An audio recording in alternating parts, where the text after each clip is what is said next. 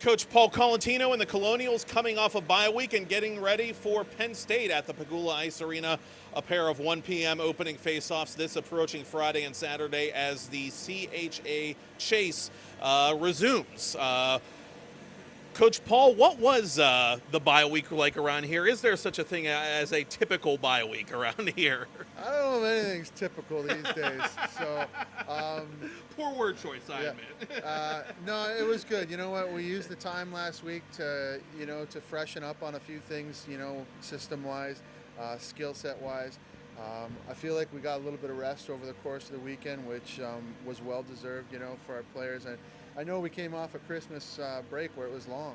Long Christmas break. We get going with 2 games, and you kind of feel like you're rolling, and then you got another weekend off. But the truth is we came back early. We worked real hard for the 10 days before, got into games, got going, and it was a good opportunity, I think, to get a little bit of rest after a really, really hard drive and hard push after Christmas. So a good opportunity, I think, to gear up mentally and physically for 4 weekends of conference play and then playoffs without a break. So I think we're ready, both physically and mentally, moving into this weekend. And again, it's not typical any bye weekend, but hey, we'll take it. A great opportunity to just get rested and kind of set for what's to come.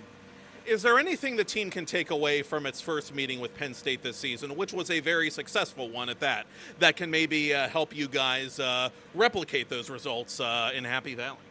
Well, obviously you get some confidence from the weekends at home, where you get a couple wins and you play a hard-fought series. The games were very, very close. I think if we look closely at the 2 games and players want to take something out of it, it's the fact that we earned kind of everything we got those weekends. And down the stretch here, there's no easy games. There's no walkthroughs. It often comes down to a play here and a play there because teams are battling. It's close checking out there. The pride factor is just so high within our league.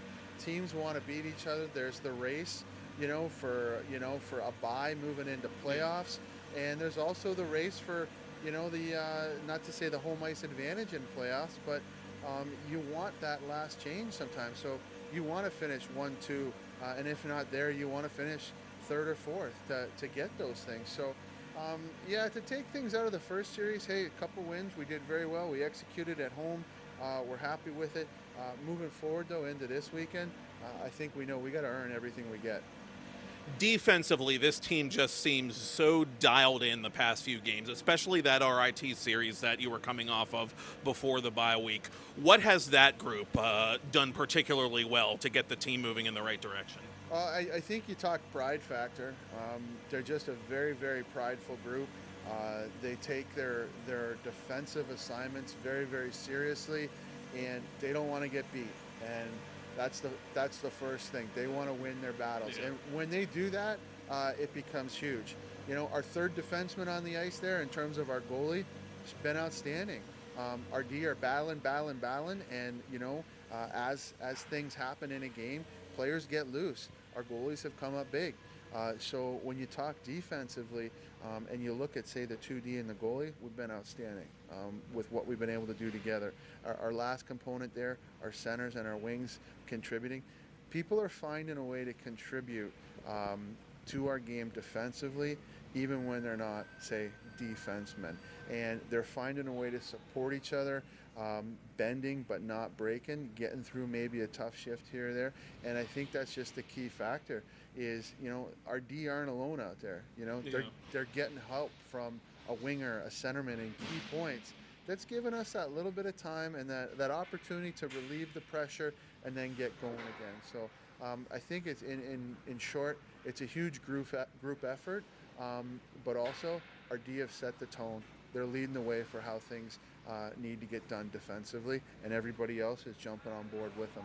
Absolutely, and Wason Rice has been paired a lot on the top pairing with Maggie Legue, who's having a fabulous senior year, and of course there was the NWHL news right before Christmas. I mean, that can be a little bit intimidating for a rookie to be paired with such an accomplished player, but she's doing great, and she just seems to be fitting in so well this season. Oh, you know what? We're treating her like she's a junior. We're treating her like she's a junior. Yeah. She's playing like a junior. Very confident, very poised out there. She's got a unique kind of skill set in the sense that, she can skate the puck, she can pass, she can shoot. She reads the game extremely well. Obviously, you mentioned she's playing with Maggie there, who's having a great season. They complement each other very, very well.